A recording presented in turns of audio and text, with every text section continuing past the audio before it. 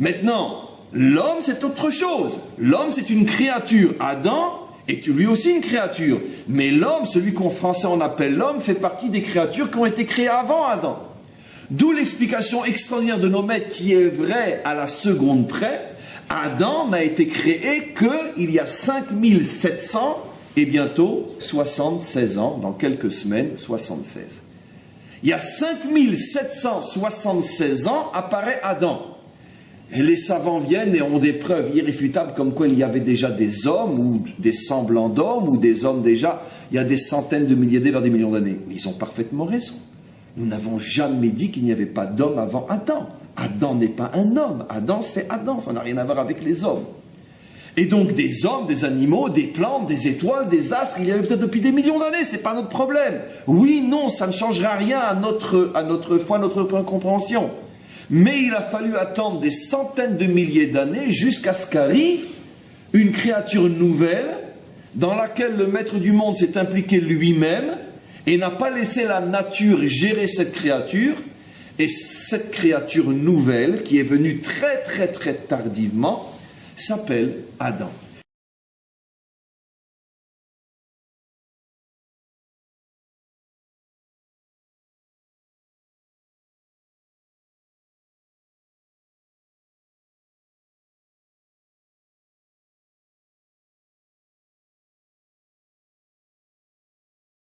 Car 1000 ans sont à tes yeux comme le jour d'hier. C'est que, devant le Seigneur, un jour est comme 1000 ans, et 1000 ans sont comme un jour.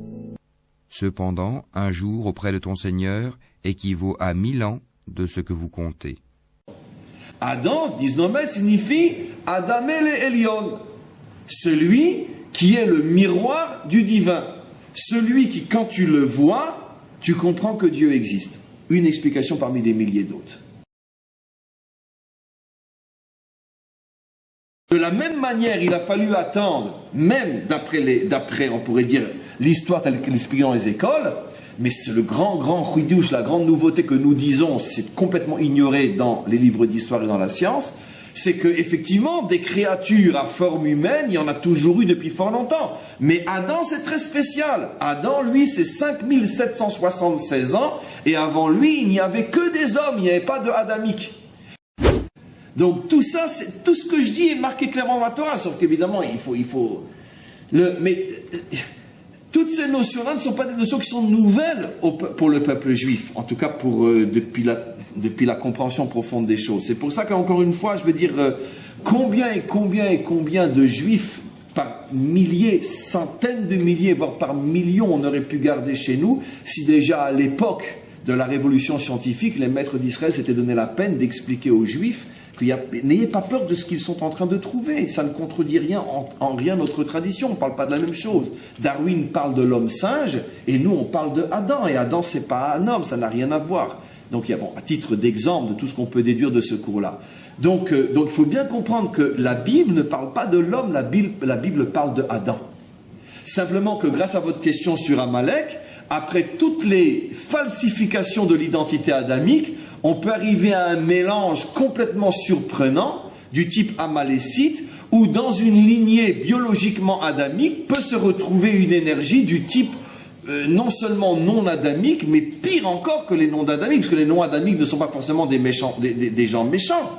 Dans le monde de la délivrance, il continuera à y avoir des milliards de non adamiques, mais ce sont des gens très bien les non adamiques. Le problème c'est qu'ils sont beaucoup plus, on pourrait dire, fragiles et à résister au mal que l'adamique. La preuve, c'est que Israël en tant que peuple tient toujours, et jusqu'à aujourd'hui, et j'en connais moi et vous aussi, moi j'en connais des milliers de adamiques dans le monde qui tiennent bon, qui tiennent et qui arrivent à garder la tête lucide malgré toute la pourriture qui les entoure. Donc le adamique est très fort, et c'est pour ça que les non-adamiques veulent le détruire. La réunion nuptiale du couple principal, Israël-Nation. Israël étant formé de Adam, dit le Rajbi, disent nos maîtres, et les nations représentant Ève. Le mot Adam dans la Torah, bien que nous en français on traduit l'homme, et quand on voit un homme, on voit une paire de nez au milieu de deux yeux. Quand on voit le mot Adam, sans précision, le Hari HaKadosh nous dit, sache qu'on fait allusion à l'âme de l'homme et non à son corps. Pourquoi ? Parce que Dam, c'est le sang, ça représente l'âme animale, c'est-à-dire le niveau le plus bas de l'âme, la Nefesh, qui est coupé de son appartenance à Hachem, qui lui est le Aleph. En effet, être un Adam, c'est-à-dire Aleph et les deux autres lettres qui forment le mot de sang, Dam, c'est un être de chair et de sang, mais relié au Aleph de la divinité de Elohim, comme le montre le mot hébreu Adam. Et donc une fois que l'homme est vivant, parce qu'il a reçu son âme, il s'appelle Adam. Pourquoi Adam ? Du mot Adama, celui qui vient de la terre. Ici, l'indication est extraordinaire. Certains commentaires posent une question fabuleuse. Ils disent, dans la mesure où l'essentiel d'un homme, c'est son âme. C'est comme ça qu'on nous a appris dans la religion, d'accord ? Puisque l'essentiel de l'homme, c'est son âme, et qu'on voit que Dieu tient à appeler l'homme de ce qui le compose. Comment se fait-il qu'on l'appelle du nom de la terre ? On aurait dû l'appeler Vaikra et Shemo, Ruar, Neshama, un nom qui indique la relation avec l'âme, puisque l'âme c'est l'essentiel. Bon, vous voyez, j'ai pas tenu ce que j'ai dit. J'ai dit que j'irai rien de nouveau dans ce cours, mais c'est impossible, je n'y arrive pas. Je suis impardonnable. C'est plus fort que moi. Bon, alors, première nouveauté dans le cours. Pourquoi ne l'appelle-t-on pas du nom de son âme ? Puisque ça fait des millénaires que toutes les religions du monde nous racontent que l'essentiel c'est l'âme. C'est une des preuves comme quoi la Torah n'est pas une religion, grâce à Dieu. Parce qu'on n'appelle pas l'homme de son nom spirituel, mais de son nom bien concret, bien matériel. Pour nous faire comprendre que l'essentiel de ce qui fait d'un homme un homme, c'est quoi ? Sa relation avec le monde. Et en particulier pour un juif, sa relation avec la terre. Vous comprenez maintenant pourquoi l'homme a été créé le 6e jour, et vous comprenez maintenant pourquoi la faute a eu lieu le 6e jour, et vous comprenez maintenant pourquoi j'ai dit hier ou avant-hier que la faute du veau d'or était le correspondant absolu de la faute de Adam Arishon. Ils ont tous fauté avec le chiffre 6. Ils ont voulu éterniser le chiffre 6. Adam n'a pas voulu rentrer dans le Shabbat, il a voulu s'accrocher au 6. On a une explication de ces concepts codés. Tout ce qui est spirituel est représenté par la droite, dont l'un des mots de code biblique c'est Shamayim, le ciel, et tout ce qui est à gauche fait allusion au terrestre, dont l'un des mots de code est le mot terre. La spiritualité à droite, la matérialité à gauche. Mais on avait déjà dit aussi que quoi ? Que la dimension masculine à droite et la dimension féminine à gauche. Donc on comprend très simplement que la dimension masculine est une dimension céleste, spirituelle. La dimension féminine est une dimension terrestre, matérielle. Veikrema. La Malchut est appelée Ma. Ma c'est 45, c'est Adam. Adam. Pourquoi la Malchut s'appelle Adam ? Parce que Adam, après la faute, est complètement descendu dans ce monde. Évangile de Philippe, Logion 71. Quand Ève était en Adam, il n'y avait pas de mort. Quand elle fut séparée de lui, la mort survint. Si à nouveau elle entre en lui, et s'il la prend lui-même, il n'y aura plus de mort. Alors là, on dit Adam, on appelle Adam. Mais quand on dit Adam, ça veut dire Adam et Chava. C'est-à-dire mâle et femelle. Donc lorsqu'Akadosh Baruch Hu appelle quelqu'un par le nom de Adam, il le caractérise par son côté masculin et son côté féminin. Donc en réalité, il s'agit de deux qui forment une seule entité qui s'appelle Adam. Si on fusionne, comment être sûr de pouvoir tuer Bou une fois pour toutes ? Je ne peux rien te garantir, Vegeta, mais je suis sûr d'une chose, la fusion augmentera considérablement nos chances. Je vais abréger vos souffrances et vous tuer maintenant. La boucle d'oreille, vite. Mais qu'est-ce que tu attends ? Donne-la-moi, allez. D'accord, attrape. Fini de s'amuser, on passe aux choses sérieuses. Allez, tu as dit l'oreille droite, c'est ça? Ah, au fait, un dernier petit détail. La fusion est permanente, on ne sera plus jamais deux êtres séparés, il n'y a pas de retour en arrière. L'histoire de Adam a commencé à 5775 ans dans 3 jours, et jusqu'à la délivrance finale, c'est-à-dire jusqu'à la venue du Mashiach, il y a au plus 6000 ans. Après, il y a encore un autre cycle qui commence, les choses ne vont pas s'arrêter là, mais il y a un premier cycle de 6000 ans. Je préfère compter par palier de l'émergence d'une anomalie à l'émergence suivante, et avec toi, nous en sommes à la 6e version. Il n'y a que 2 explications possibles. Qui va depuis l'apparition de Adam Arishon, qui n'a rien à voir avec l'apparition du premier homme. Les premiers hommes sont apparus dans des cavernes, ils avaient plus ou moins une allure de singe. Et c'est pas de ça dont la Torah parle, mais le premier homme véritable, le premier qui a su se connecter au maître du monde, Betselem Elohim, le premier homme qui a véritablement compris. La fonction première de l'élu est de retourner à la source afin d'y disséminer temporairement le code qui te permet de réinstaller le programme d'origine. Après quoi, on te demandera de choisir dans la matrice 23 individus, 16 femelles, 7 mâles pour rebâtir Sion. C'est des juifs qui ont fait Matrix.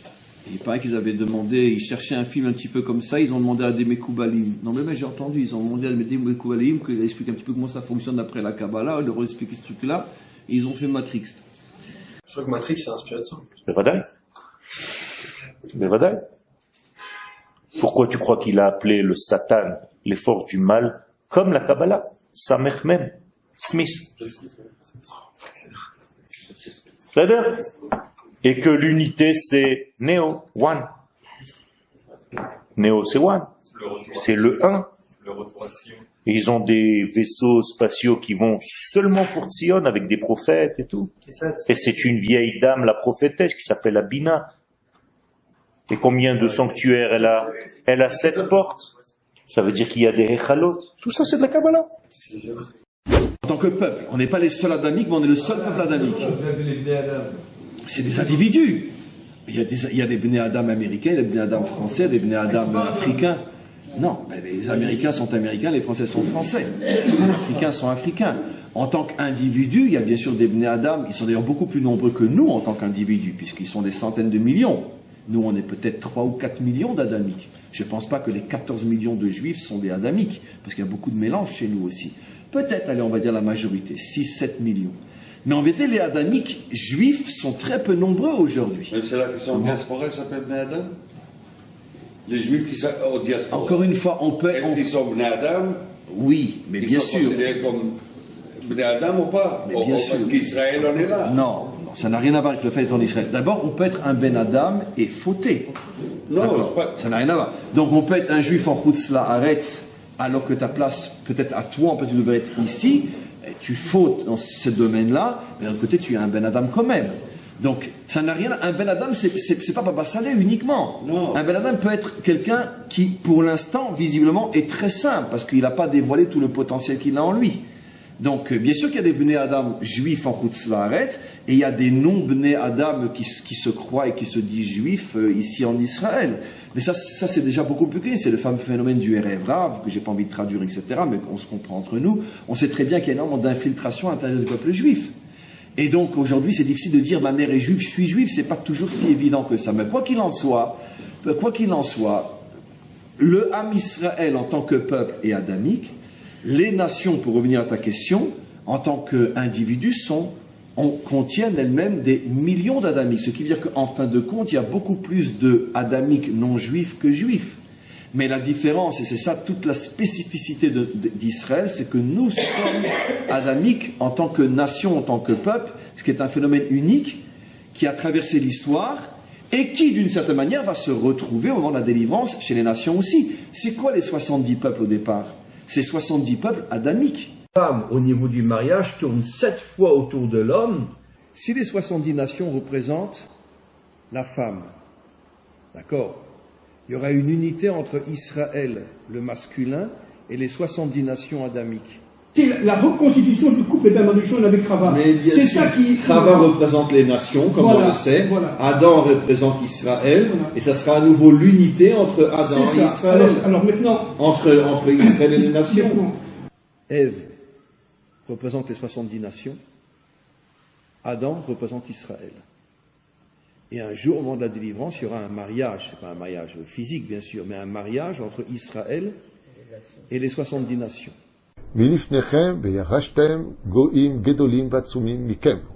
Très intéressant, je vous le traduis. Moi qui ai donné cette terre aux Goïm, aux nations du monde. Oui, il y avait 7 peuplades et 31 rois qui vivaient en Israël avant que nous arrivions ici, à l'époque de Moshe Rabbeinu, de Moïse. Il y avait du monde ici. Les Cananéens, Pérésiens, Héboussi, Guéréchi, Kenaani, ils étaient bien là. Et Dieu nous dit, je leur ai donné cette terre. Ah oui. Mais je ne comprends pas.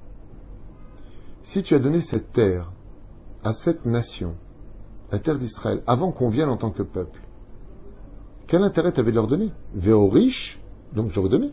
Dieu leur dit, je les ai hérités de cette terre. Les Goïm, oui, oui. Hachem et kol Goïm. Pas qu'à eux. Toutes les nations qui voulaient venir vivre en Israël pouvaient venir. Et dans quel intérêt? Pourquoi? Ils ne faisaient pas Torah, ils ne faisaient pas mitzvot. Ils n'avaient pas de sroutavot.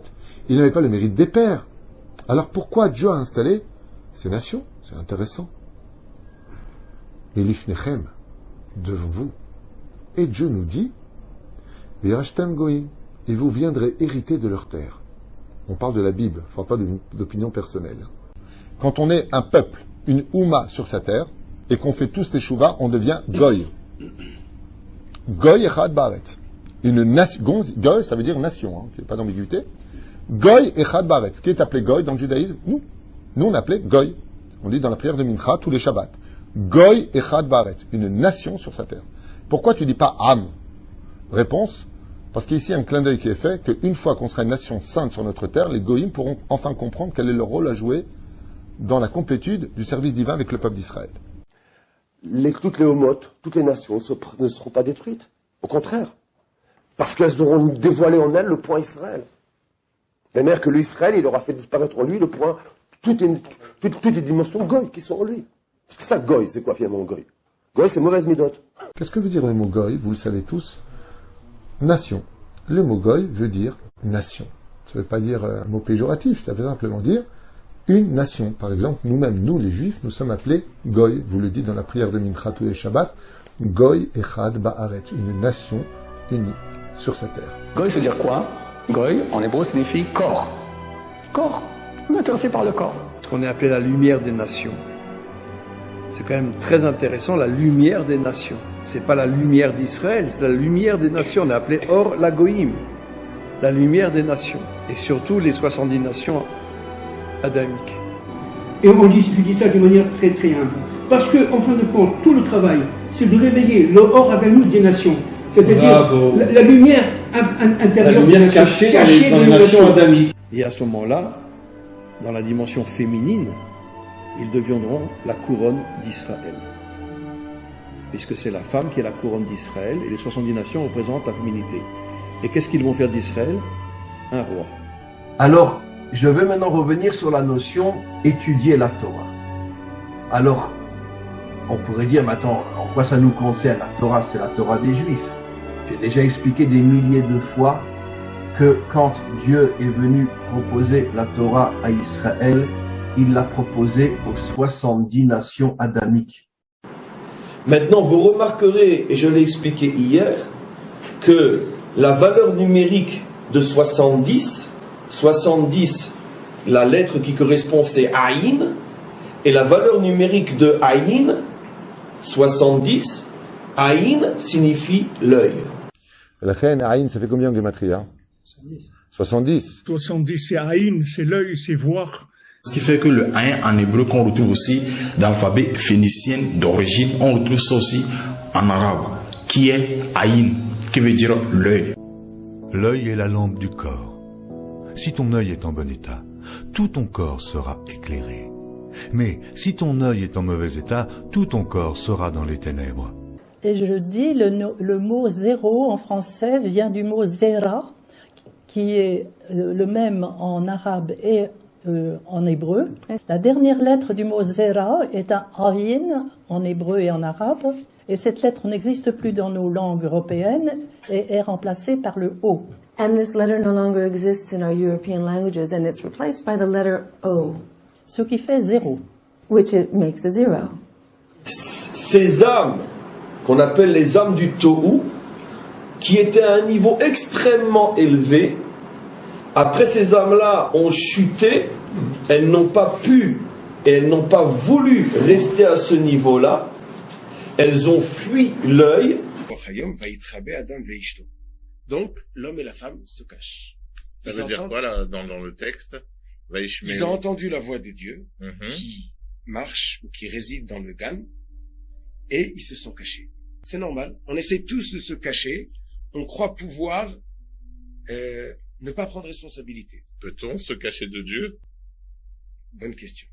Il est tombé des 70 facettes de la Torah et il doit revenir vers ces 70 facettes. Le problème de l'œil, représenté par la lettre Aïn, et c'est pour ça que ces âmes-là vont descendre après dans notre monde. Dieu savait exactement ce qu'il faisait, c'est ce qu'il voulait. Et ces âmes-là sont tout simplement les âmes qui se trouvent à l'intérieur de l'ensemble des hommes et des femmes sur terre, c'est-à-dire les 70 peuples, 70 Aïn, l'œil. Il y a celui qui a endormi des 70 facettes de la Torah. C'est un animal. Après cela, le Seigneur désigna encore 70 autres disciples, et il les envoya 2 à 2 devant lui dans toutes les villes et dans tous les lieux où lui-même devait aller. Et si tu ne vois toujours pas le parallèle entre l'exil du jardin et celui du peuple d'Israël, réfléchis un peu à ça. Dans la Genèse, l'exil de l'humanité mène à l'histoire de la construction de quelle ville? Ah ouais, Babylone, la même où les Israélites sont envoyés. Quand on était en Égypte, on est resté 210 ans, on est sorti, et après on est rentré en Eretz Israël, après on a été expulsé en Babylonie, combien de temps? 70 ans. Après on est sorti, on est parti en Perse. Après on est sorti, on est parti. Les Romains sont venus chez nous. En fin de compte, ils ne sont pas restés 400 ans, ils sont restés 210 ans. Premier exil de l'Égypte, malheureusement il y a un deuxième exil, et après le premier temple, il y a un troisième exil, après le deuxième temple. Et nous attendons tous le troisième temple qui va revenir par l'union de toutes les tribus. Lorsque les Juifs ont été exilés en Babylonie, ils y ont passé là-bas 70 ans. Et au retour à Sion, avec Ezra Sopher qui a reconstruit le deuxième temple, alors ils ont dit, ces 70 années d'exil en Babylonie se sont écoulées comme un rêve. Alors, Roni Amragel a dit, franchement, est-ce qu'un homme peut rêver pendant 70 ans? Un rêve, c'est quelques heures, parfois quelques minutes. Alors comment comprendre ce verset? Akadosh Baruch Hu lui a permis de comprendre qu'il n'y a aucune exagération dans nos textes. Tout est précis, minutieux. Si David Amelech a parlé d'un rêve, c'est que ça existe. Qu'est-ce qu'a fait Hachem? Lorsque Roni Amragel allait avec son ânesse, il s'est retrouvé dans la forêt. À un moment donné, il s'est senti fatigué. Il s'est dit, je vais aller me reposer au tronc d'un arbre. Et lorsque il s'est endormi profondément, Akadosh Baruch Hu a fait construire une muraille tout autour de lui, des rochers. Et ces rochers-là ont formé comme une forme de muraille et qu'il l'a totalement isolé, déconnecté de l'environnement. Son ânesse qui était enceinte, eh bien, l'a mis bas. Et ensuite, ces petits ont donné naissance à des petits. Quand il se réveille, 70 ans plus tard, comment il a su que c'était 70 ans plus tard? Lorsqu'il était, durant son périple, en train de voyager, il est passé devant un vieillard qui était en train de planter un caroubier. Il lui a dit, mais combien de temps met cet arbre pour donner ses fruits? Il lui a dit 70 ans. Alors il lui a dit, pourquoi à ton âge tu t'investis dans la plantation d'un caroubier dont tu sais pertinemment que tu ne pourras pas récolter ses fruits? Il lui a répondu, moi, j'ai trouvé un monde avec des caroubiers. C'est que mon grand-père a pensé à moi. Comment moi je ne penserais pas à mon petit-fils? Alors, quand Roni Améagel s'est réveillé, il passe par là, il traverse par cet endroit, et il voit un homme en train de cueillir des caroubes. Il lui dit, mais c'est toi qui as planté ce caroubier? Il lui dit, pas du tout, c'est mon grand-père, il n'est plus de ce monde. Il a dit, ah maintenant j'ai compris qu'en effet, 70 ans se sont écoulés depuis. Yaakov doit traverser le fleuve Yabok, dont les lettres sont les mêmes que celles du nom Yaakov, sans le Aïn, la lettre Aïn, qui représente les 70 nations, l'exil nécessaire dans les 70 nations pour aller chercher les brebis perdues. Tout un enseignement magnifique là-dessus.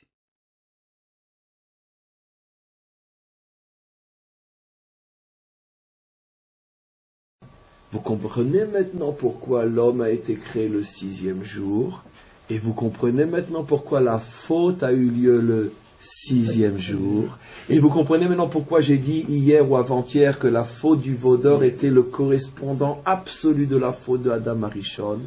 Ils ont tous fauté avec le chiffre 6.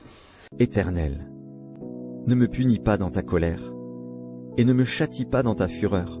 Parce que quand la faute d'Adam a été réalisée, c'était le vendredi. Le péché originel a été quand? Il a été vendredi. Le premier homme t'écrit vendredi, même la Gemara dans Sanhedrin te dit chaque heure qu'est-ce qui s'est passé jusqu'au péché originel.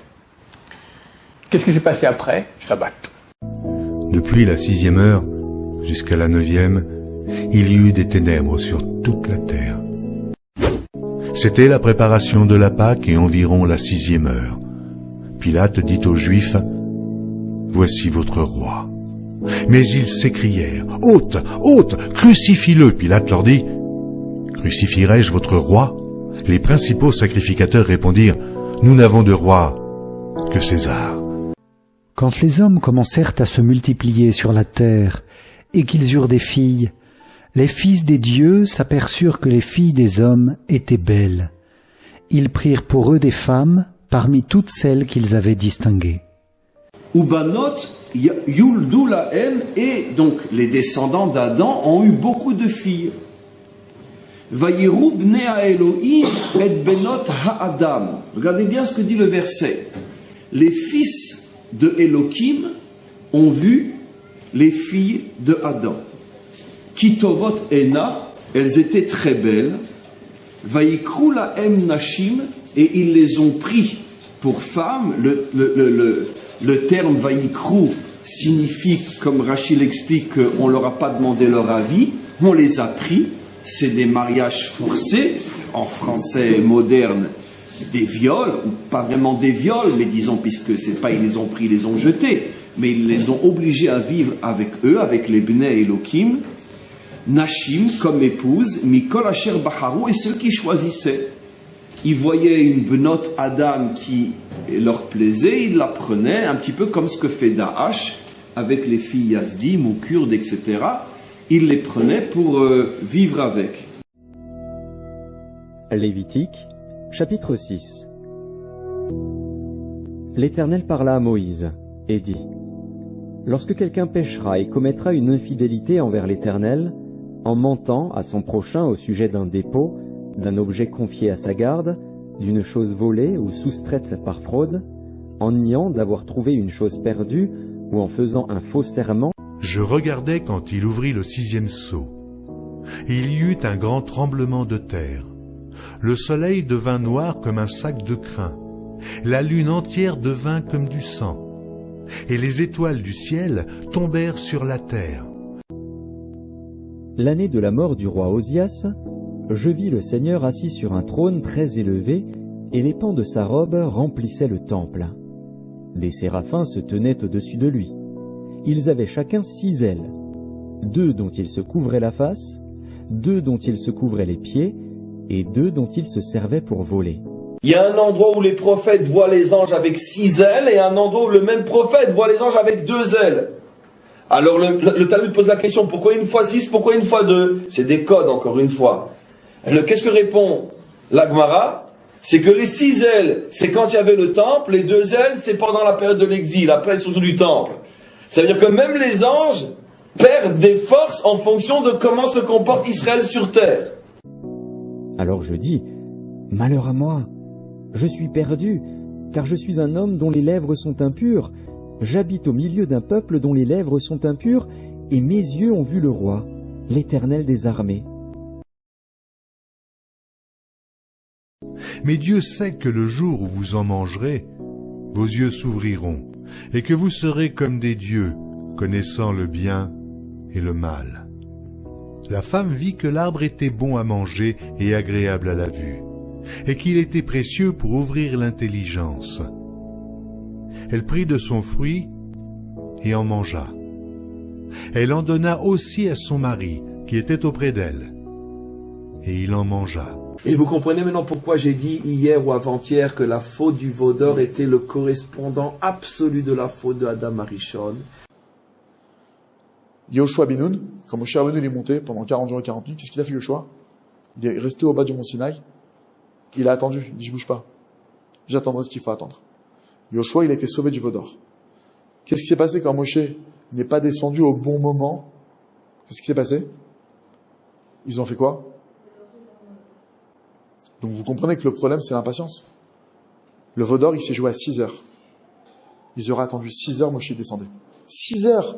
Imaginez que je te dis quoi? En 6 heures de temps, on a perdu la Torah, les premières louchot, qui auraient dû nous faire entrer en Israël, qui auraient ramené la Géoula chez les mains. En 6 heures, tout s'est joué? Ouais. Ils auraient attendu 6 heures, Géoula chez les mains. C'est joué en 6 heures, mamache. D'accord? L'histoire connue des enfants qui vont à l'école, mais ils n'ont pas envie d'y aller, ils n'ont pas envie d'y aller, ils n'ont pas envie. La sonnette sonne, tout le monde rentre dans la classe, le maître ne vient pas tout de suite. 30 secondes, 45, 1 minute. Eh les gars, peut-être qu'il est malade, hein? Bon, on attend encore 5 secondes. 1 minute et 5 secondes. Allez, on s'en va! Et il arrive 3 minutes avec 3 minutes de retard. Pourquoi on s'en va? Parce que dès le départ, on ne voulait pas. Vous avez tout compris, très simplement ce qui s'est passé. La Torah met en évidence que cette faute, en vérité, c'était le prétexte pour surtout ne pas recevoir les tables.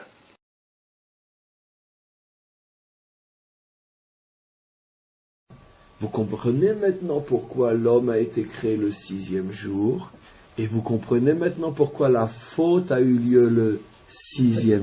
Parce que c'est quoi la faute de Adam Arishon? C'est exactement ça. Comme on l'a expliqué des milliers de fois, la faute de Adam Arishon, c'est cette déconnexion totale entre, on pourrait dire, la spiritualité et la réalité. Puisque, encore une fois, c'était quoi la faute de Adam Arishon? C'était quoi?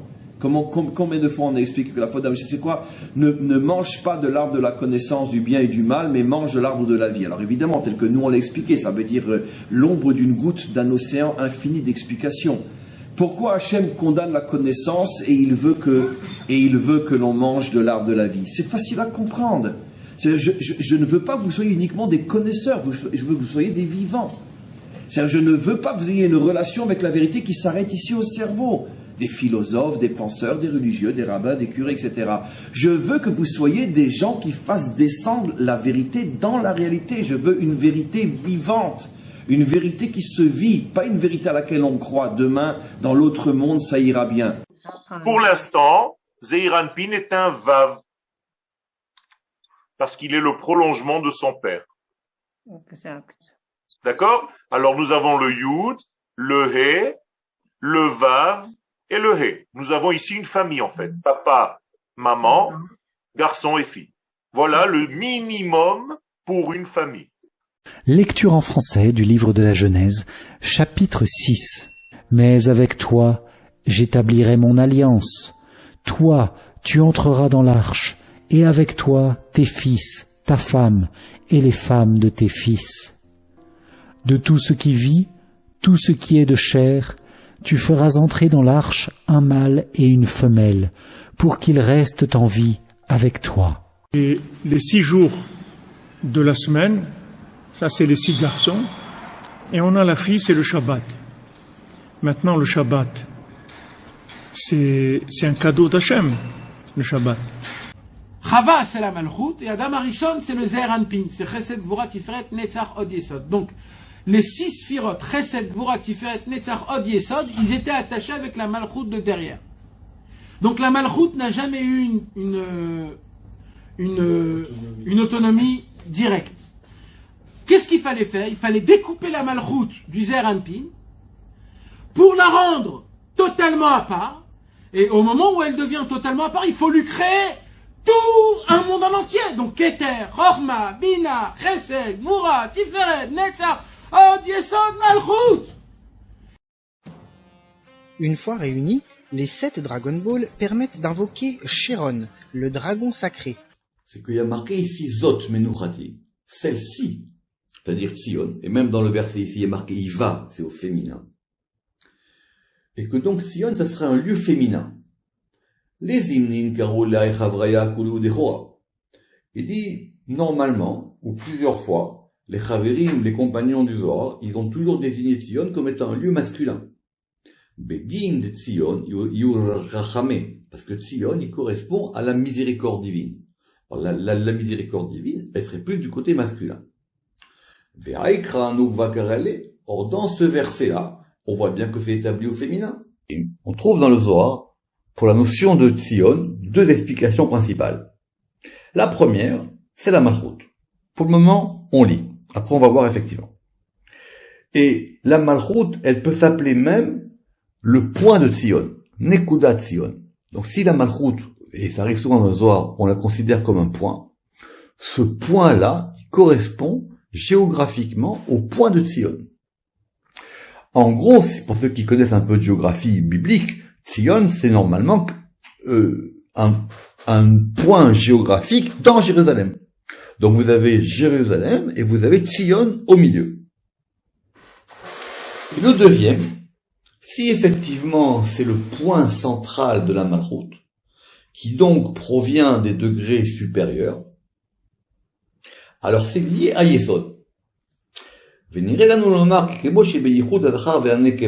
Et donc ce point-là, c'est le point de l'union du masculin et du féminin. Alors, il y a eu le serpent qui est venu et il a parlé avec Chava. Il lui a dit, t'as vu, c'est beau, goûte-le, sens-le, regarde-le, touche-le. Il y a écrit qu'elle a fauté dans les 5 sens. Regarde, écoute, sens, touche, goûte-le un petit peu. Et malheureusement, elle est tombée dans les 5 sens, à cause du serpent. Et Adam n'est pas là. Qu'est-ce qu'écrivent les Chachamim dans le livre Minchat Yehuda? Adam dormait. Ça veut dire quoi, il dormait? Il était au jardin d'Éden, on n'a pas besoin de dormir. Dormir, Peroucha Davar, il dormait sur son irresponsabilité d'être un homme marié. La femme a besoin de communiquer, elle a besoin de parler, elle a besoin de partager. Elle est mariée avec un homme, elle a besoin d'avoir des discussions avec lui qui soient autres, ne serait-ce que, comme je vous l'ai dit hier, ça va, t'as bien d'aller, t'es fatigué, tu veux dormir, ça va les enfants, tu veux que j'aille faire les courses. Il n'y a pas peut-être un autre protocole de vie que ce côté codé du langage qui n'amène absolument rien d'autre qu'une évolution nécessaire à la famille, mais qui ne donne pas l'amour d'avoir envie d'être ensemble. On s'ennuie. Et Ève a fauté parce qu'elle s'ennuyait avec Adam Arishon. Comme ça, c'est écrit noir sur blanc dans le texte, mais Shah même là. Mais c'est exactement la séparation entre l'âme et le corps. Qu'est-ce que Dieu dit à Adam? Si tu manges de ce fruit, bon, ce sont des codes, bien sûr, c'est pas à prendre à la lettre, mais si tu manges de ce fruit, tu vas mourir. C'est quoi la mort? La séparation entre l'âme et le corps. Hachem lui dit, tu manges, tu meurs, hein. Et il dit, ça va, mais non, mais tu devrais, non, on va être... Hein? Exactement. Non, vous ne devez pas y toucher, au risque de mourir. La définition de l'âme qui se sépare du corps, ça s'appelle la mort. Donc la vie, ça vient du lien entre le corps et l'âme. Donc déjà dans ce monde, on peut être quelqu'un de beaucoup plus vivant qu'un autre. Maintenant vous comprenez pourquoi nos maîtres disent que Rechaim Nikraim Metim Bechayehem, que les méchants, entre parenthèses, sont appelés morts de leur vivant. Pourquoi les méchants sont appelés morts de leur vivant? Pourtant, belle voiture, pourquoi? Pourquoi ils sont appelés morts de leur vivant? Parce que nos maîtres nous révèlent ce qui se passe dans la tête d'un rachat. Mais nous, on ne le sait pas parce que nous, on les voit que dans les magazines. Donc nous, on ne sait pas ce qui se passe dans leur tête. Ils sont bourrés, rongés d'angoisse, de peur, d'inquiétude. Leur vie est un cauchemar. Ils ne vous le diront jamais. Mais c'est comme ça qu'ils vivent. C'est pas que Dieu a décidé que si tu as fait telle faute, alors tu devras payer 50 €. Et si tu as volé ça, c'est 10 €. Je reprends doucement. Ça veut dire que, vu qu'il y a un ordre des choses, si quelque chose n'est pas respecté dans cet ordre-là, le dérèglement qui est causé, il produit lui-même son effet et sa réparation. Autrement dit, le fait d'avoir mangé de Etz Hadat Tovara, ça déclenche de facto la mort. Et ça déclenche pas le fait que tu perds tes allocs ou que, peu importe, tu vois. C'est que ça déclenche de facto la chose. Il faut que tu manges de tous les arbres du jardin. Mikol et Sagan achol tochel. Donc ça implique également l'arbre de la connaissance.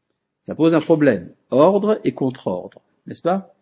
Ordre de manger de tous les arbres, contre-ordre, interdit de manger de l'arbre de la connaissance. Alors comment réconcilier ces deux commandements? L'un qui dit de manger de l'arbre de la connaissance et l'autre de ne pas en manger. Tu dois en manger, mais tu ne dois pas mourir. Alors qu'est-ce qu'il faut faire? Vous n'avez pas une solution? Il faut prendre un antidote contre la mort. C'est quoi?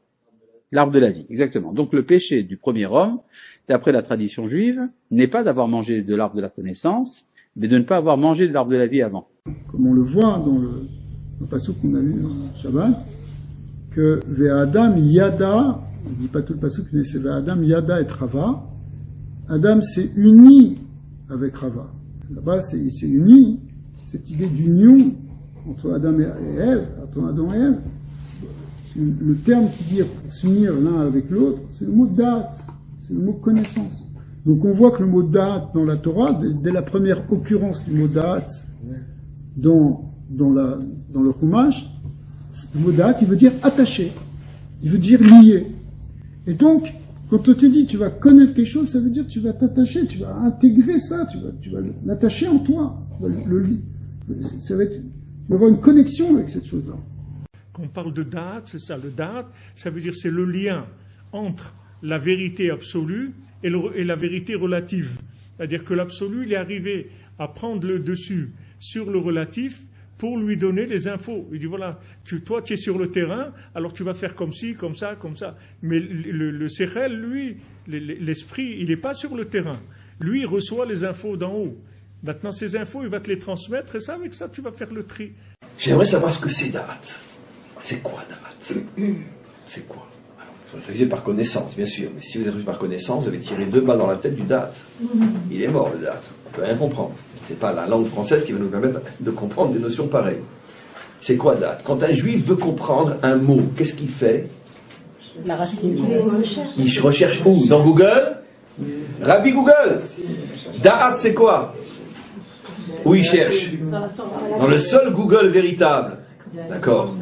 Celui qui n'a pas été fait pour faire des millions parce qu'il est gratuit, c'est la Torah. Il cherche dans la Torah. Où est le mot da'at dans la Torah? Dans un autre endroit qui peut-être jetterait une lumière sur. Et où on retrouve le mot da'at? Dans le même passage. Adam et Chava. Vaïda Adam et Chava Ishto. Traduit en français, il l'a connu, mais on ne traduit plus en français, je vous en supplie.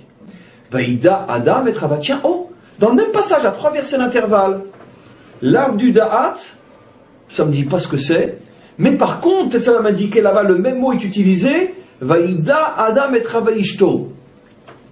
Il a eu le da'at de Chava, sa femme. Ça veut dire quoi? Il a eu le da'at de Chava, sa femme? Mais il l'a connue, il s'est uni à elle. C'est ce qui va permettre au Tania, entre autres, de traduire en hébreu. Et c'est comme ça qu'on devrait traduire en français. Qu'est-ce que signifie da'at? Itkashrut, se lier à. Tout de suite après la faute, qu'est-ce qu'il a fait? Il s'est séparé de sa femme pendant 130 ans. Et d'abord, il n'était pas vraiment avec elle. Parce que où il était quand le Nachash est venu, disent nos maîtres. Donc ça veut dire que finalement, il ne l'a pas vraiment da'atisé. Pas vraiment. Il a fauté contre l'arbre du da'at. Comment ça ressort dans le langage ne mange pas du fruit?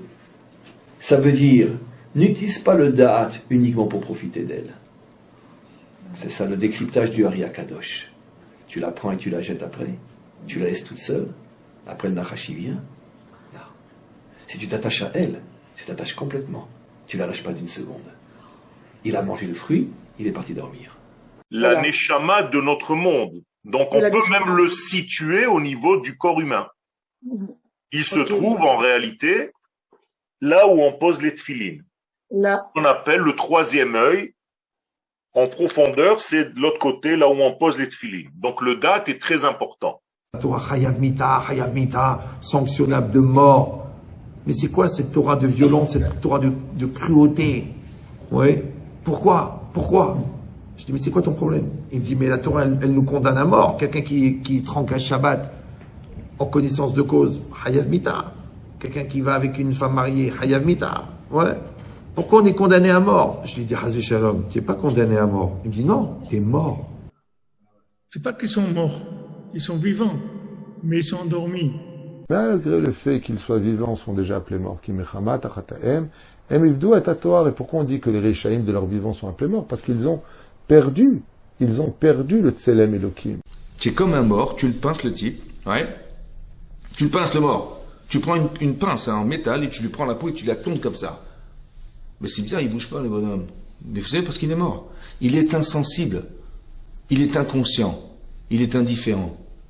Si quelqu'un de son vivant, tu vois qu'il est indifférent, il est insensible, c'est qu'il est mort. C'est ça la mort. Vous avez compris ou pas? C'est pas qu'il est pas mort. Il est en pleine forme, hein. Mais dedans, c'est mort. C'est ça la condamnation à mort. Et la Torah définit ce qui est vivant de ce qui est mort. Il y a des avérotes qui nous tuent, il y a des votes qui machin. C'est vrai? Mais c'est quoi de nous tuer? C'est pas qu'il nous tue. C'est que le type, s'il n'a pas la sensibilité de ça, c'est qu'il n'est pas vivant, il est comme un mort. Jean 5, 21. Car comme le Père ressuscite les morts et donne la vie, ainsi le Fils donne la vie à qui il veut. Apocalypse 3, 1. Je connais tes œuvres, je sais que tu passes pour être vivant et tu es mort. Éphésiens 2, 1. Vous étiez morts par vos offenses et par vos péchés.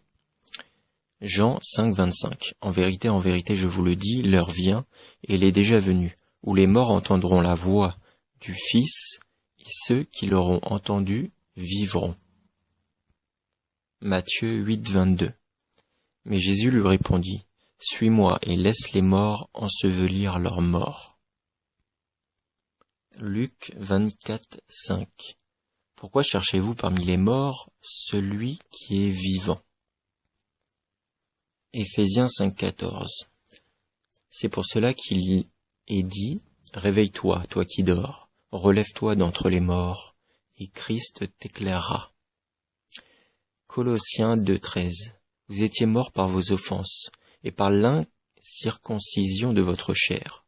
Il vous a rendu la vie avec lui, en nous faisant grâce pour toutes nos offenses.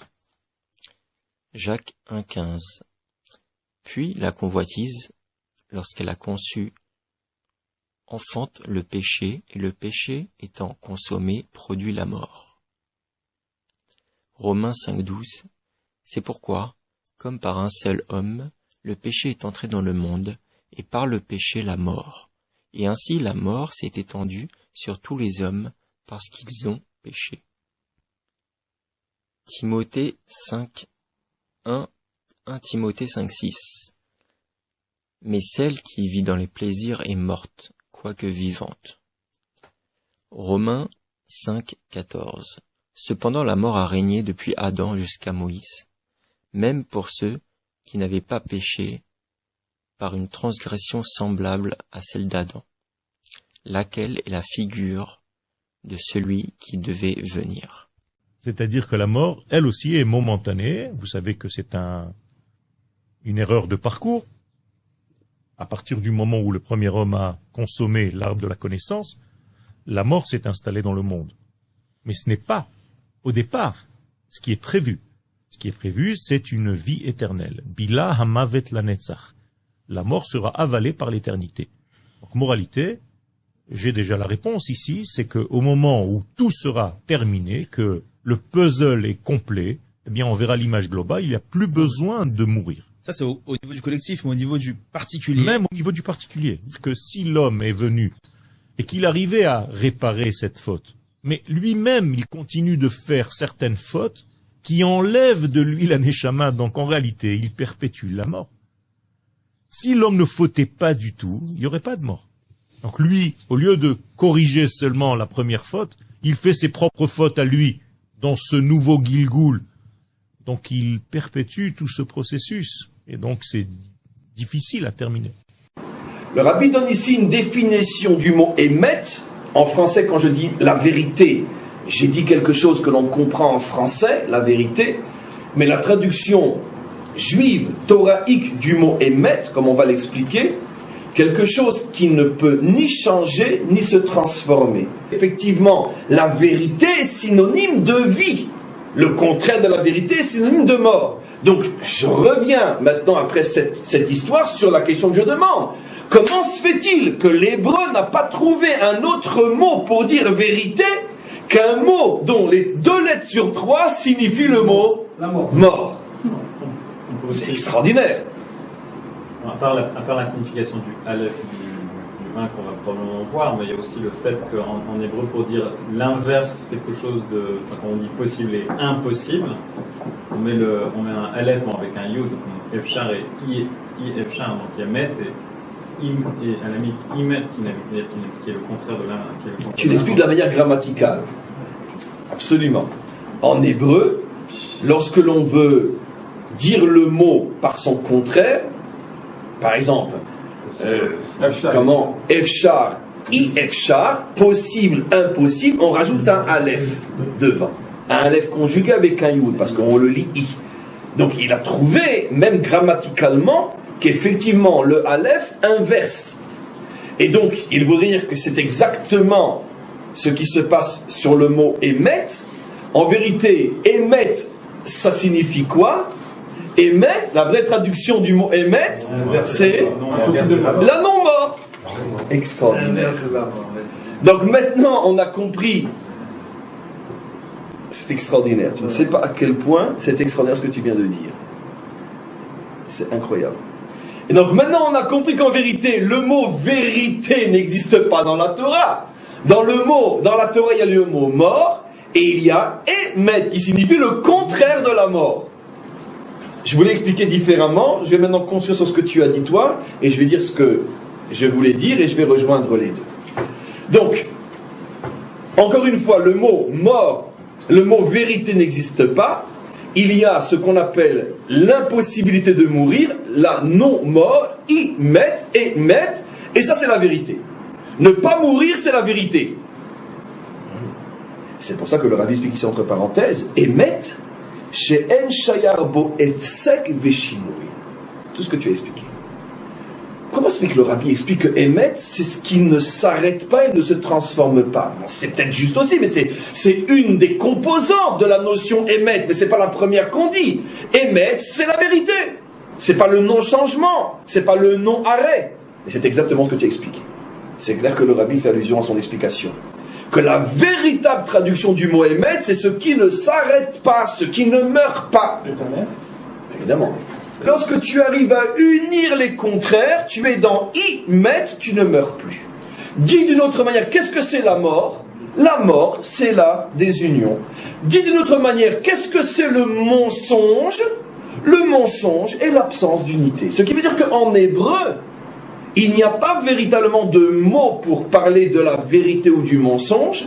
Il y a l'union qui signifie la vie et il y a la désunion qui signifie la mort. Ils ont voulu éterniser le chiffre 6.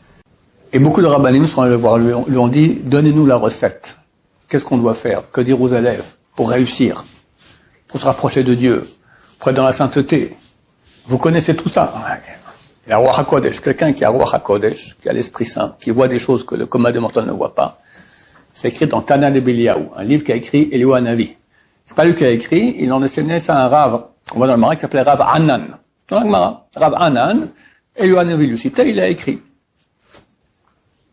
C'est marqué, je jure, et lui Hanavi jure, que le roi HaKodesh se repose sur quelqu'un que d'après ses actions. Donc quand tu vois quelqu'un qui est roi HaKodesh, ça veut dire qu'il a des bonnes actions. Et vu que nous, on n'a pas tous roi HaKodesh, on se trouve qu'on n'a pas d'action. Les mains, parce que c'est l'action. Exode 13.9 nous dit, « Et cela te sera un signe, hôte, sur ta main, et un mémorial, les ikaron, entre tes yeux, afin que la loi de l'Éternel, Torah Adonai, soit en ta bouche. »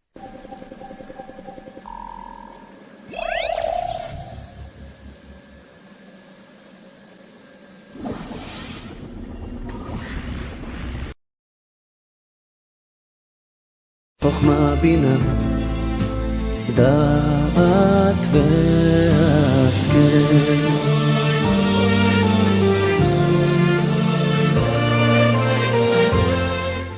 Je regardais, et voici, l'agneau se tenait sur la montagne de Sion, et avec lui 144 000 personnes, qui avaient son nom et le nom de son père écrit sur leur front.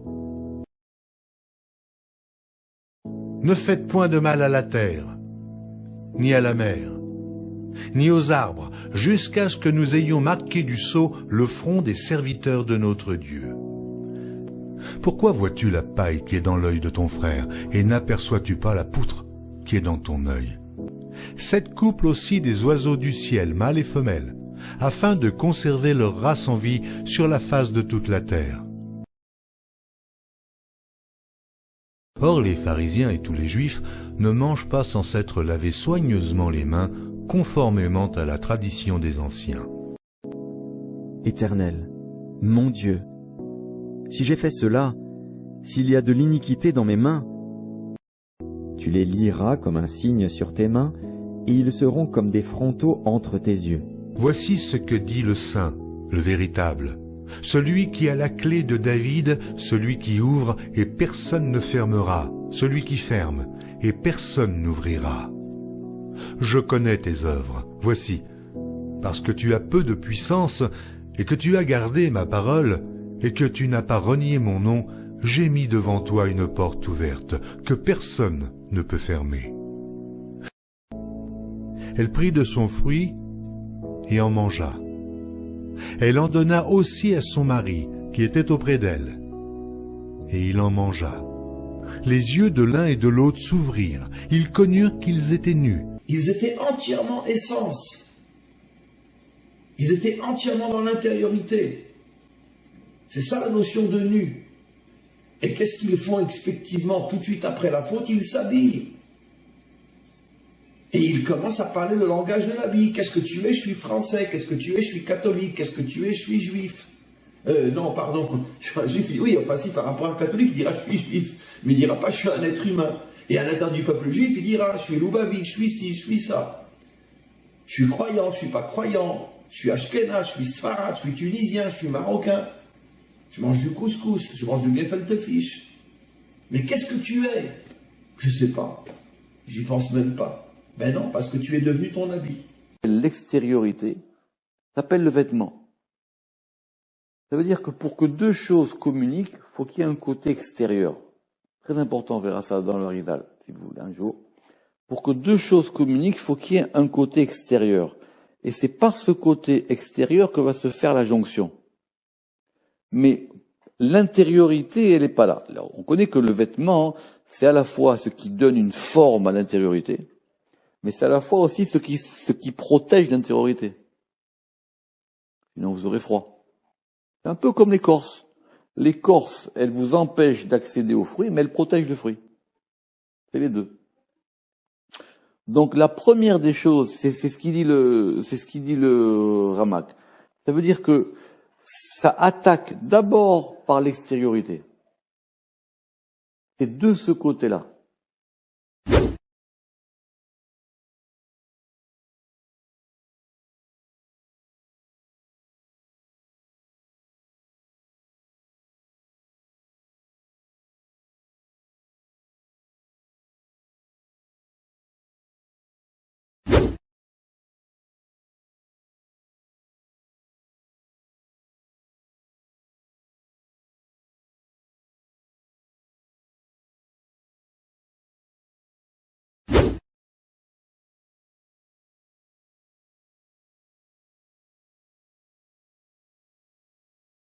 Zohar 37a. Avant la faute, Adam regardait la sagesse supérieure avec clarté.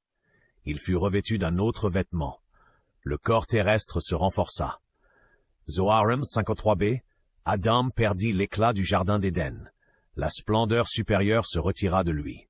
Il demeura dans un vêtement extérieur. Zohar 224a. Heureux les justes qui sont revêtus des vêtements de gloire dans l'autre monde. Ces vêtements sont formés des œuvres de l'homme dans ce monde. Malheur à celui qui se présente là-haut sans vêtements. L'âme se vêt des jours de l'homme. Autour de cette section, le Zohar développe l'idée que les actes créent un vêtement spirituel, l'âme doit être habillée pour supporter la lumière divine. Adam avait originellement un vêtement lumineux naturel. Après la chute, ce vêtement devient extérieur, opaque et matériel. Évangile de Philippe, il faut ressusciter dans cette chair puisque tout existe en elle. Il y a des vêtements de lumière et il y a des vêtements d'obscurité. Ensemble, c'est la vie. S'il n'y a que des igoulim, c'est la femme sans homme, donc il n'y a pas de direction, il n'y a pas de sens. Et s'il y a un homme qui est seulement le yosher, qu'il n'y a pas de igoulim, lui aussi ne peut pas se dévoiler puisque la femme c'est son vêtement. Alors ils ont dit, moi je veux accéder à ça. Ils se sont enterrés dans la terre avec des crevasses et des machins. Ils ont carrément, ils avaient comme s'il n'y avait plus de corps. Le corps était mort. Vous avez compris ce qui se passe? Mais ça c'était Rabbi Shimon Bar Yochai. Ça veut dire qu'il voulait pas profiter de ce monde, Rabbi Shimon Bar Yochai. Mais Hachem lui a fait un miracle. Lequel? Que Caroubier, machin. Il y avait un arbre, il y avait une source d'eau, et c'est tout. Ça va? Ah, écoutez-moi bien. Il était nu ou pas, Rabbi Shimon Bar Yochai? Ben oui, il a enlevé ses vêtements. Il était nu, il y avait un arbre et une source d'eau. Ça vous rappelle quoi? Évangile selon Marc 14:51. Une scène très étrange avec un jeune homme nu. Un jeune homme vêtu d'un simple linge. On le saisit, il fuit nu. Puis au tombeau, Évangile selon Marc 16:5, un jeune homme vêtu de blanc apparaît. Beaucoup de lectures mystiques voient ici chute, nudité, puis restauration, vêtements blancs. Exactement la dynamique adamique. Si j'écris Lamed en toutes lettres, c'est Lamed, ça veut dire Lamed, même Dalet. Yud, qui est un Yud, si je l'écris en toutes lettres, c'est Yud qui s'écrit selon les conventions de nos maîtres, Yud, Vav, Dalet. P, qui n'est qu'une lettre, si je l'écris en toutes lettres, P, E. C'est-à-dire que chaque lettre a la lettre visible, tout le cours d'aujourd'hui, et la lettre invisible, qui sort si on la met en évidence, mais qui peut ne pas sortir si on ne la met pas en évidence. Et selon la convention des Mekoubalim, lorsque l'on écrit le nom divin en toutes lettres, Yud Ke Vav Ke en toutes lettres, on trouve Yud, Yud, Vav, Dalet, He, on l'écrit He, Aleph, Vav, on l'écrit Vav, Aleph, Vav, Vav, Vav, Vav, Aleph, Vav, et enfin le dernier He, He, Aleph. Après les chiffres, on passe, après les lettres, on passe aux chiffres. On compte la valeur numérique du nom entier. Lorsque toutes les lettres cachées sont apparues, on trouve quelle valeur numérique? 45. Tiens, la même valeur numérique que le mot Adam. 45. Vous tenez bien? Regardez maintenant. Il fallait attendre jusqu'à la fin du cours pour avoir la cerise sur le gâteau. Nos maîtres disent, tiens, toutes les lettres du nom divin apparues, on arrive à Adam. Qu'est-ce qu'on comprend de là? Qu'est-ce qu'est un homme? Seulement celui qui arrive à dévoiler tous les aspects du divin, même et surtout les aspects qui étaient cachés. Si tu ne dévoiles du divin que ce que tout le monde connaît, tu n'as rien dévoilé du tout. Tu n'es même pas encore un homme. Adam ne s'appelle que celui qui est capable de dévoiler ce qui est caché au plus profond du divin, les lettres cachées. Seulement à ce moment-là, tu as 45. Pnimiuta Torah fait de toi un homme. Mais alors maintenant, tenez-vous bien. Et ils se sont posé la question, et si on comptait la valeur numérique des lettres qui étaient cachées, qui maintenant se dévoilent? C'est-à-dire ces lettres cachées qui se dévoilent sont donc la pnimiut, l'intériorité que l'homme doit dévoiler. Paf, 19. La valeur numérique de Chava. Adam et Chava. Chava Gematria 19.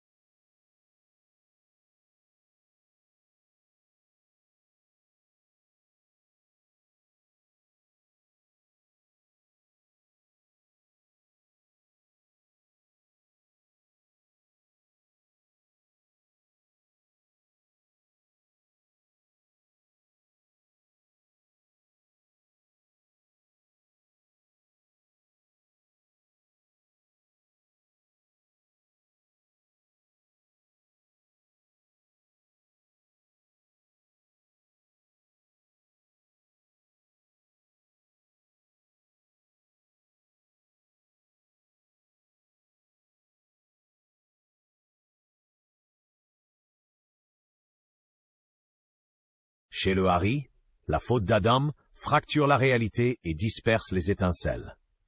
Dans les évangiles lus symboliquement, le royaume consiste à réunifier ce qui est dispersé. C'est pourquoi on trouve partout des aveugles qui voient, des morts relevés, des exclus réintégrés, des morceaux rassemblés, des vêtements restaurés, des noces, des repas, des guérisons du corps fragmenté. Tout cela peut se lire comme un langage codé de tikkun, concernant l'aspect du jardin, du tombeau et le retour à l'Éden.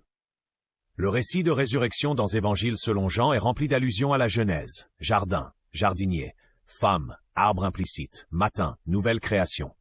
Jean construit presque une réécriture de l'Éden. Quand Marie prend Jésus pour le jardinier, cela peut se lire comme « le nouvel Adam revenu dans le jardin, celui qui restaure l'accès perdu ».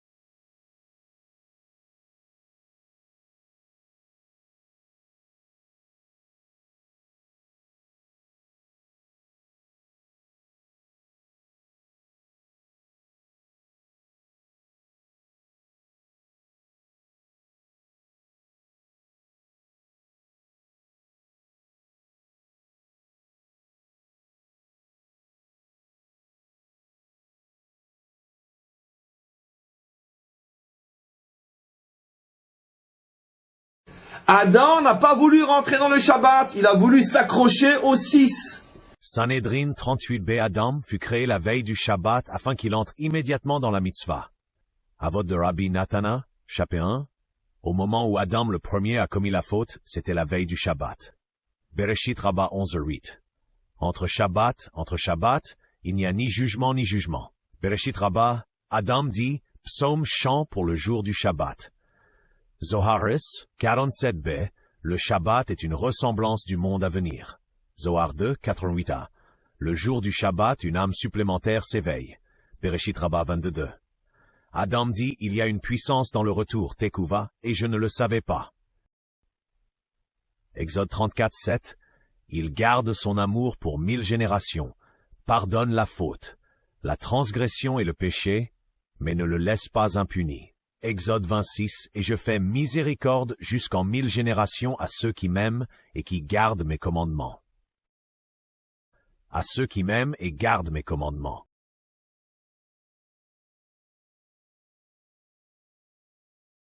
Apocalypse 26. Heureux et saints ceux qui ont part à la première résurrection.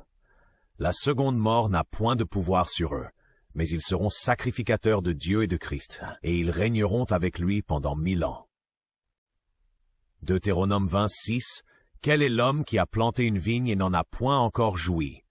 Psaume 26. Je sais déjà que l'Éternel sauve son oint. Il l'exaucera des cieux, de sa sainte demeure, par le secours puissant de sa droite. À ceux qui m'aiment et gardent mes commandements. Apocalypse 27.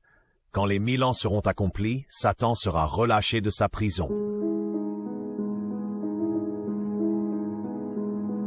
Parce que c'est le cerveau reptilien, ça se dit en français. C'est pas par hasard qu'on l'appelle le cerveau reptilien. C'est un reptile, c'est un serpent. Donc la pensée humaine, quand elle est déconnectée de Dieu, elle n'est que serpent. Mais Jésus se retourna et dit à Pierre, « Arrière de moi, Satan, tu es pour moi un scandale, car tes pensées ne sont pas celles de Dieu, mais celles des hommes. »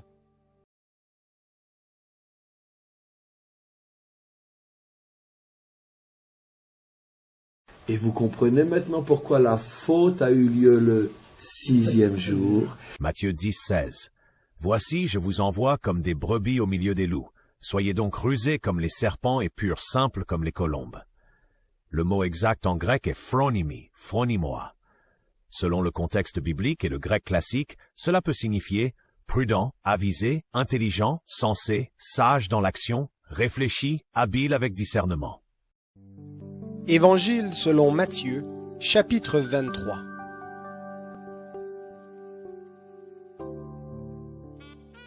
Alors Jésus s'adressa aux foules et à ses disciples et dit: Les scribes et les pharisiens sont assis dans la chaire de Moïse.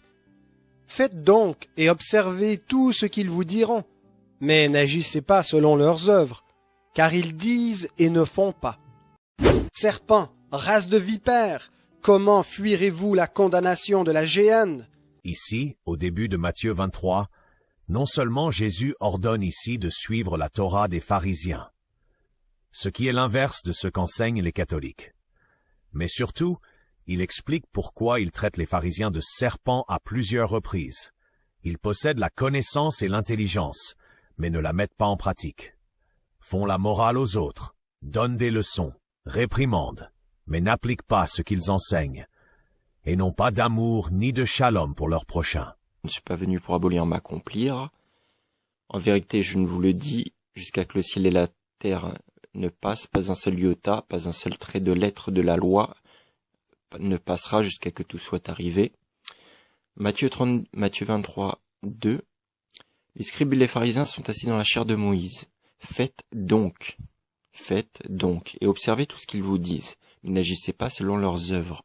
En gros, tu dois accomplir la Torah, mais ne pas agir avec l'attitude des pharisiens, c'est-à-dire avec un orgueil spirituel, avec de la pédance, avec pour se montrer, pour se glorifier soi-même, etc. Luc 16, 17. Il est plus facile que le ciel et la terre passent, qu'il ne l'est qu'un seul petit trait de la loi tombe. Donc la loi ne tombe pas en fait. Je ne suis pas venu pour abolir mais accomplir. Luc 24, 44. Il faut que s'accomplisse tout ce qui est écrit de moi dans la loi de Moïse. Donc Jésus valide la loi de Moïse, dans les prophètes et dans les psaumes.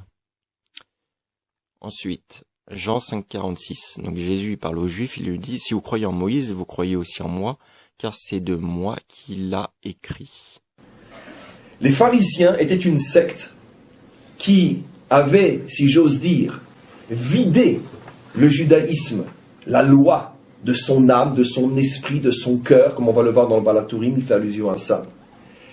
C'était devenu des gens extrêmement mahmir, comme on dirait en français mahmir, extrêmement pointilleux sur l'accomplissement de la loi, mais sans cœur et sans âme, au point de transformer la loi en oppression plutôt qu'en libération.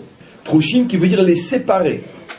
Pourquoi du nom après traduction en latin, grec, pharisien, perushim, c'est le même mot, pharisien, perushim. C'est traduit de l'hébreu. Nos maîtres, partout où ils parlent des prouchim, les ridiculisent, se foutent d'eux, les humilient et les considèrent comme étant l'exemple même d'une secte qui ne représente en aucun cas le peuple juif. Nos maîtres, c'est-à-dire ceux dont nous descendons, les Tanaïm, les maîtres d'Israël. Et donc dans tous les domaines du judaïsme, le judaïsme authentique, le nôtre, celui dont nous sommes les héritiers, était en guerre contre ces prouchim. Et finalement cette secte a pratiquement disparu, en tout cas en tant que secte. Je ne dis pas que l'esprit a complètement disparu, mais cette secte a disparu. Le problème c'est que, comme toutes les extrêmes, une extrême en engendre une autre. Cette secte des prouchim a engendré une révolte au sein même d'Israël, une révolte d'une autre secte qui, elle, voyant que l'esprit disparaissait sur l'autel de la lettre, elle, cette secte-là, a été tellement écœurée de la loi falsifiée telle que les pharisiens la représentaient, qu'ils ont commencé à s'éloigner de la loi et ils ont commencé à dire que finalement ce qui compte, l'essentiel, c'est le cœur et l'esprit. C'est la naissance, il y a 2000 ans, du judaïsme du cœur. La première secte qui a donné naissance à ce mouvement qui mettait tout sur le cœur et sur l'esprit, sur l'intention plus que sur l'action, s'appelait au début les Essénéens, qui au début était encore une secte juive authentique. Ça veut dire que ils mettaient essentiellement l'accent sur le cœur, mais ne négligeaient pas la loi. Mais de eux, après sont sortis ceux qui ont été les premiers chrétiens juifs, la fameuse église de Jérusalem, qui eux ont été petit à petit jusqu'à abolir la loi et ne se fonder que sur le cœur. Et c'est eux que nos maîtres appellent, comme on le sait, aujourd'hui. Depuis fort longtemps d'ailleurs, nous n'avons plus peur de la censure. Pendant des siècles, nos maîtres cachaient, comme on le sait, que le mot minime dans le Talmud fait allusion aux premiers chrétiens. Mais, aujourd'hui on le sait, ça fait allusion à eux. Et donc, eux ont causé des dégâts encore beaucoup plus grands à l'intérieur d'Israël que la secte qui les avait engendrés. Parce que la secte qui l'avait engendrée, forcément, ne pouvait pas attirer à elle la majorité. Qui a envie? La majorité n'a jamais envie de vivre la loi avec toute la rigueur des pharisiens. Par contre, vivre un judaïsme de cœur, où il est interdit d'interdire, et l'essentiel c'est faites l'amour et pas la guerre, donc c'est évident que ça attire tout le monde. Et donc quand nos maîtres ont vu qu'à cause des pharisiens, de plus en plus de juifs commençaient à être attirés par ce judaïsme hippie, où finalement ce qui compte c'est le cœur,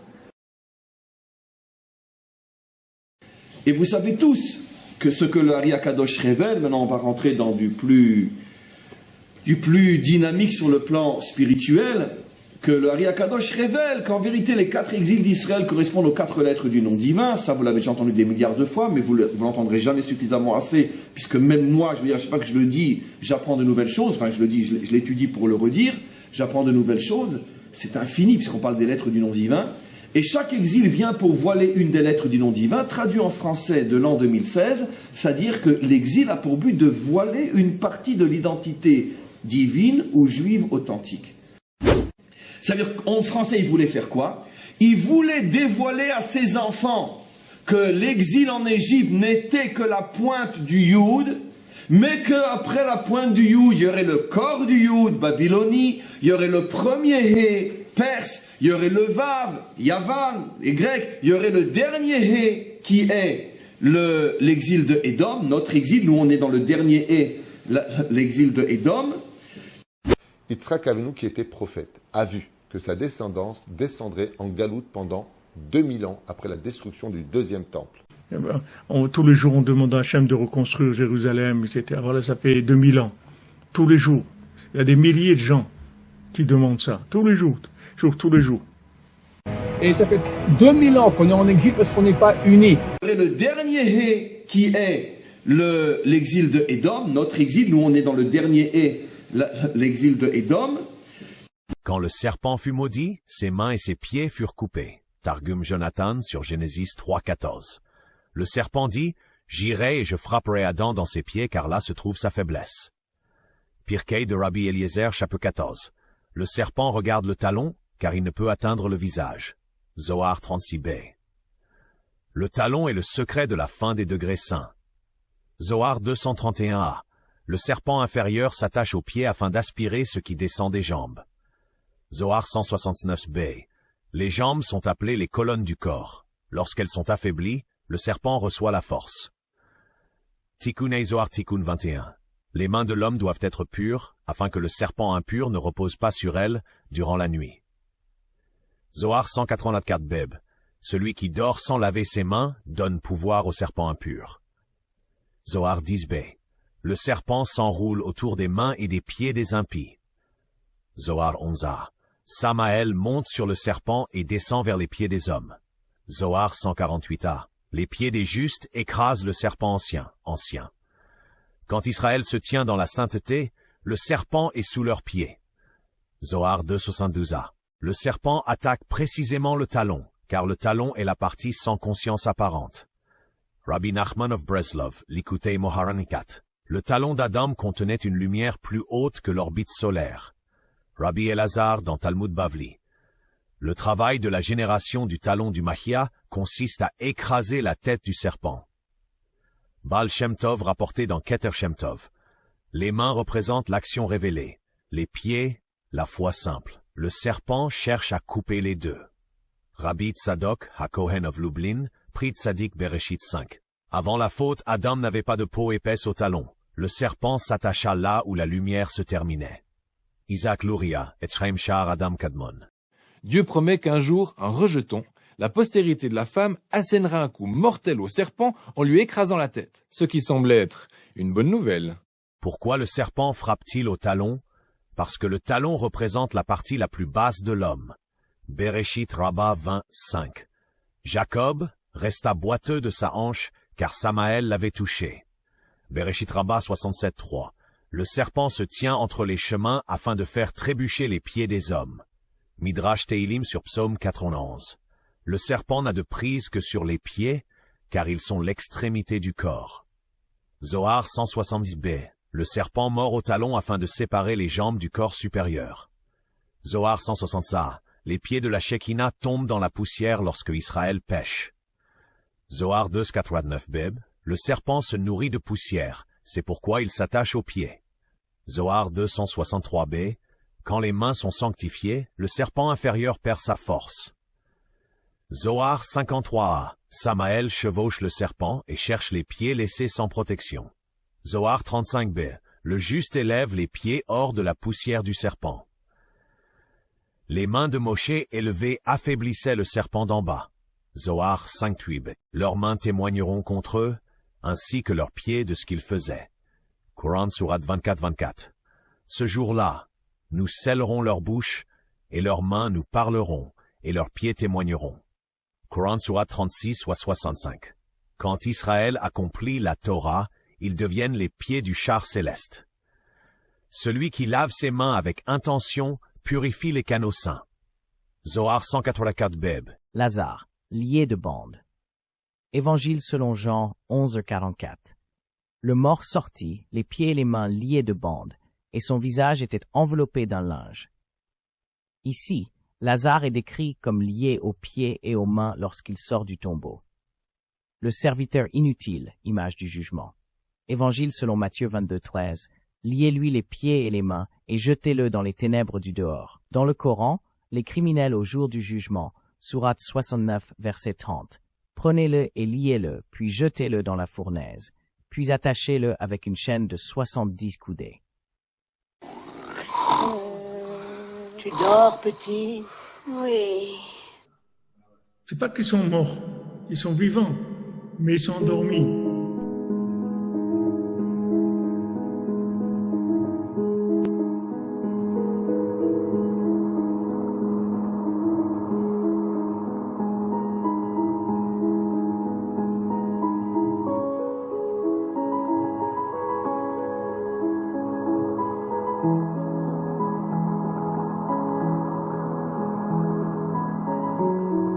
C'est qu'il y a réellement le serpent tentateur, c'est le corps.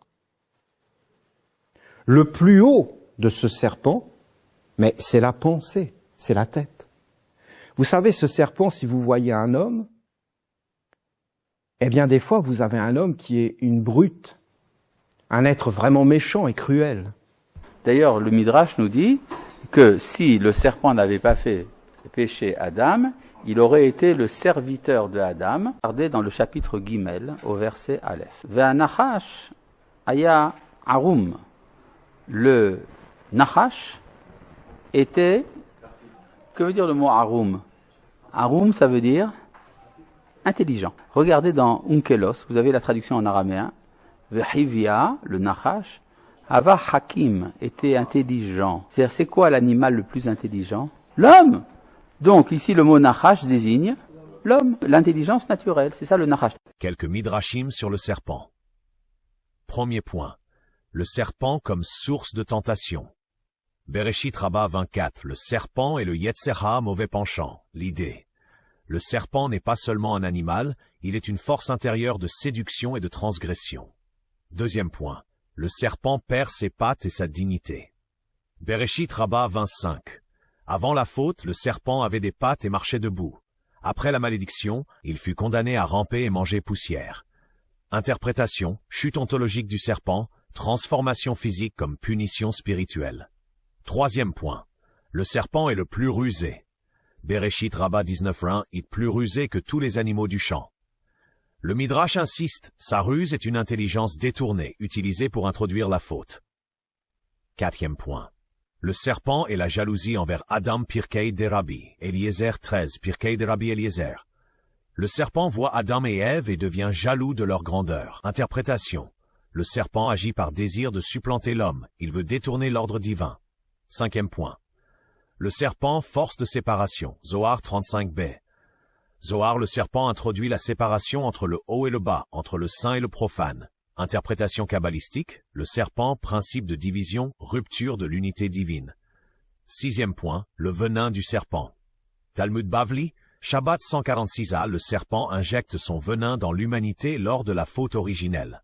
Interprétation, le mal devient intériorisé dans la nature humaine. Septième point, le serpent et le langage. Midrash Tanchuma, Bereshit 7. Le serpent parlait et utilisait le langage pour tromper. La parole est le lieu du danger. Le serpent est maître de la manipulation verbale. Surat al-Baqarah 2.7. Allah a scellé leur cœur et leur ouïe, et un voile épais leur couvre la vue. Ésaïe 6.10. Rends insensible le cœur de ce peuple, endurcis ses oreilles, et bouche-lui les yeux, afin qu'il ne voie point de ses yeux. Zohar 35b, le serpent tue par ses yeux. Zohar tome 2, 264b.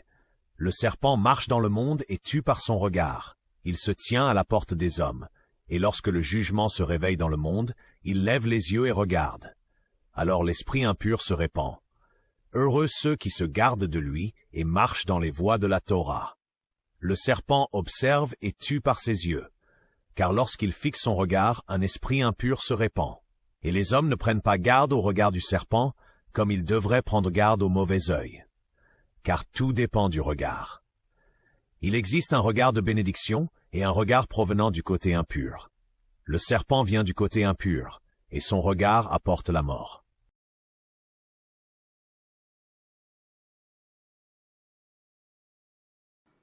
Il faut que tu manges de tous les arbres du jardin. Mikol et Tzagan achol tochel. Donc ça implique également l'arbre de la connaissance. Ça pose un problème. Ordre et contre-ordre, n'est-ce pas? Ordre de manger de tous les arbres, contre-ordre, interdit de manger de l'arbre de la connaissance. Alors comment réconcilier ces deux commandements? L'un qui dit de manger de l'arbre de la connaissance et l'autre de ne pas en manger. Tu dois en manger, mais tu ne dois pas mourir. Alors qu'est-ce qu'il faut faire? Vous n'avez pas une solution? Il faut prendre un antidote contre la mort. C'est quoi? L'arbre de la vie, exactement. Donc le péché du premier homme, d'après la tradition juive, n'est pas d'avoir mangé de l'arbre de la connaissance, mais de ne pas avoir mangé de l'arbre de la vie avant. Alors bien évidemment, on sait, on a été formé, on a été éduqué grâce à nous, grâce à Dieu, nous le peuple juif, à dépasser l'aspect visible du texte et comprendre que chaque mot, chaque lettre dans la Torah sont des autoroutes qui nous mènent vers une sagesse infinie.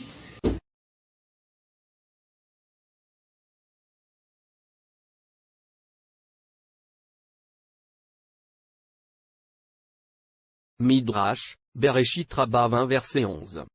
Adam se sépara d'Ève pendant 130 ans et engendra des esprits et des démons.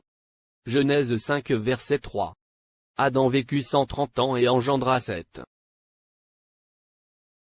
Adam, âgé de 130 ans, engendra un fils à sa ressemblance, selon son image, et il lui donna le nom de Seth. Les jours d'Adam après la naissance de Seth furent de 800 ans, et il engendra des fils et des filles. Tous les jours qu'Adam vécut furent de 930 ans. Adam, âgé de 130 ans, engendra un fils à sa ressemblance, selon son image, et il lui donna le nom de Seth. Midrash Bereshit Rabbah 14 verset 9. Adam dit devant le Saint, béni soit-il, Seigneur du monde, combien d'années sont les miennes? Il répondit, 1000 ans. Adam dit, y a-t-il un don devant toi? Il donna alors 70 ans de sa vie à David.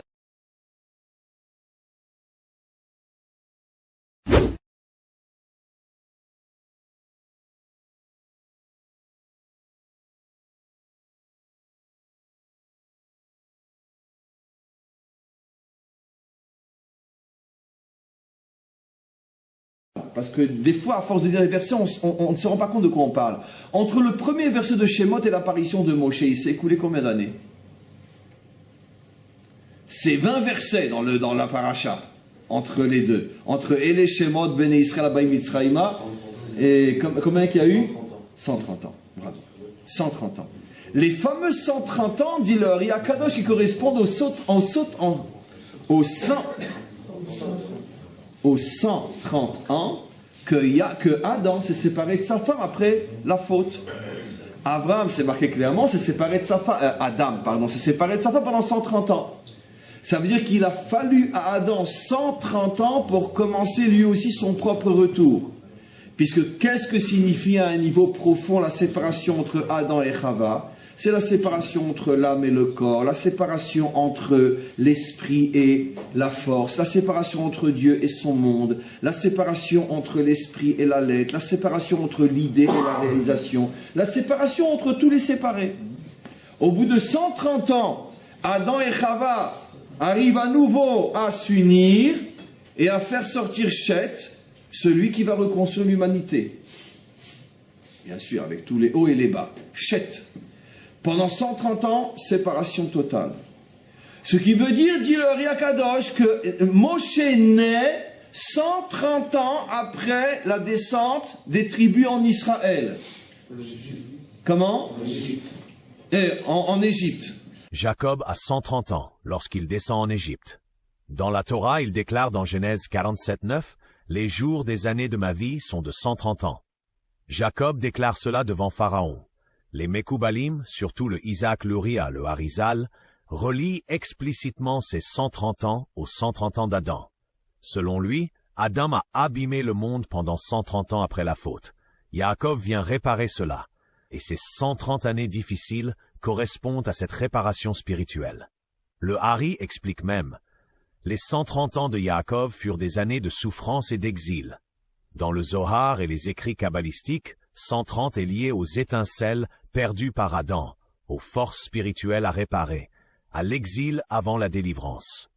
Le Harizal explique que les âmes dispersées pendant les 130 ans d'Adam descendent ensuite en Égypte et sont réparées à travers Israël. Quand Seth naît à 130 ans, c'est la fin de cette séparation. Le retour à une union équilibrée, Seth est donc un enfant de réconciliation, une naissance après purification, une humanité réalignée avec le divin.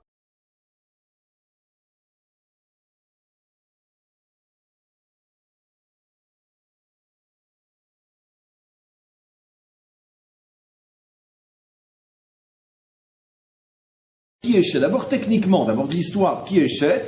Chet, c'est le premier fils que Adam et Chava vont réavoir après 130 ans de séparation, après la faute de Adam et de Chava. C'est-à-dire, qu'est-ce qui s'est passé? Il y a eu la faute de Adam et de Chava. Ils se sont séparés pendant 130 ans. Et vous imaginez, c'est ce qu'on va expliquer, que ces 130 ans, c'est pas Stam qui se sont boudés. Ça correspond à tout un tikkun, à toute une réparation pour pouvoir à nouveau être ensemble. Il va falloir expliquer pourquoi la faute a fait qu'ils se sont séparés.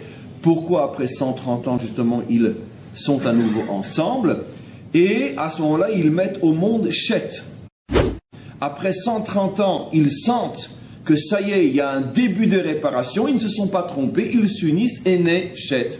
Sur Chet, il est dit clairement qu'à nouveau, il porte le Tselem, il porte à nouveau la référence. Et 100 ans, Adam et Chava sentent que ce n'est pas la peine de s'unir. Pourquoi? Parce que le Nefesh on va dire pourquoi ils se sont unis, nous dit le Ari Akadosh.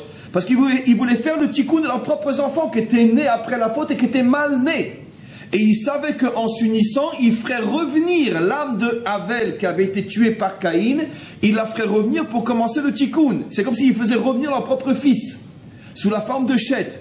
Mais ils ont dû attendre 130 ans, on verra pourquoi 130 ans, jusqu'à ce qu'ils arrivent à extraire, encore pas tout le Nefesh, une partie du Nefesh de Havel, et à le faire revenir dans Chet pour que commence le tikkun. Et donc, chez Benefesh les Chet, Benosh Adam Arishon, qui est Akdo. Ce qui veut dire qu'en était leur troisième fils, qui est Chet, était en vérité la partie du Nefesh de Havel qui pouvait commencer un tikkun.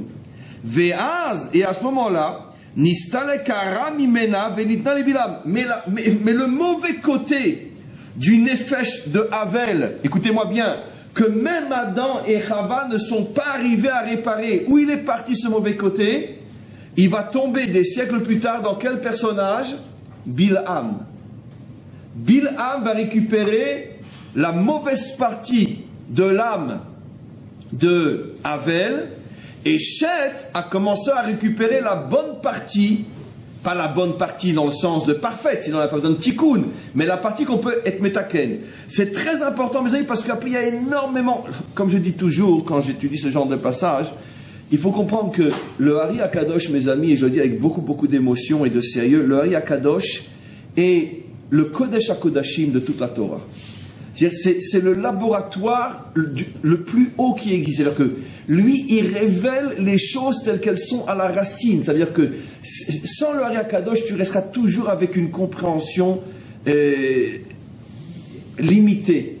Mais lui, il te fait monter jusqu'à la racine de la racine, tel qu'on peut le comprendre dans ce monde, parce que c'est encore loin d'être la finalité de tous les dévoilements. Sinon, qu'est-ce qu'on va faire dans le monde à venir? Si on va s'embêter, si on répète toujours la même chose. Mais par rapport à ce monde, il lui a été donné de comprendre choses jusqu'à leurs racines. Et donc, il est en train de nous créer ici toute une vision de l'histoire qui va tout d'un coup avoir une clarté inimaginable. Tout d'un coup, pourquoi Bilam était le pire ennemi de Moshe?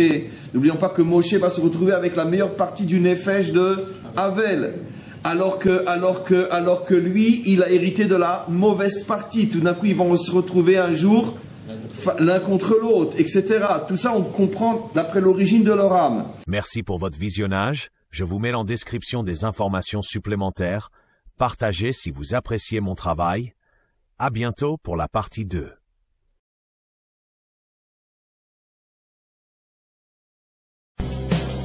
Quand